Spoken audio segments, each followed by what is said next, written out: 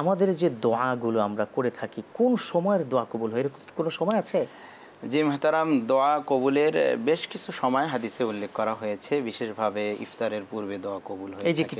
একটু পরে আমরা সবাই বসবো, আমরা একটু পরে ইফতার করব ইনশাআল্লাহ। এ সময় দোয়া কবুল হয়ে থাকে।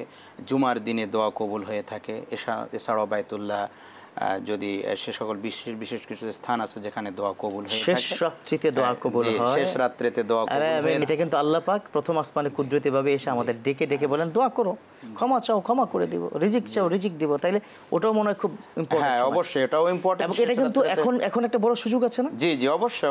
তাহাজ্জুদের সালাতে আমরা সাহরিতে উঠছি, সেখানে যদি বিশেষভাবে 2 রাকাত 4 রাকাত সালাত পড়ে আমরা আল্লাহ তাআলার কাছে দোয়া করি, আর আল্লাহ তাআলা বলেন যে সেজদার মাধ্যমে বান্দা আমার নিকটবর্তী হয়। ওয়াসজুদ ওয়াক্তারিব, যে ফাতিরাস সামাওয়াতি ওয়াল আরদ আনতা ওয়ালিয়্যি ফিদ দুনিয়া ওয়াল আখিরাহ তাওয়াফফানি মুসলিমান।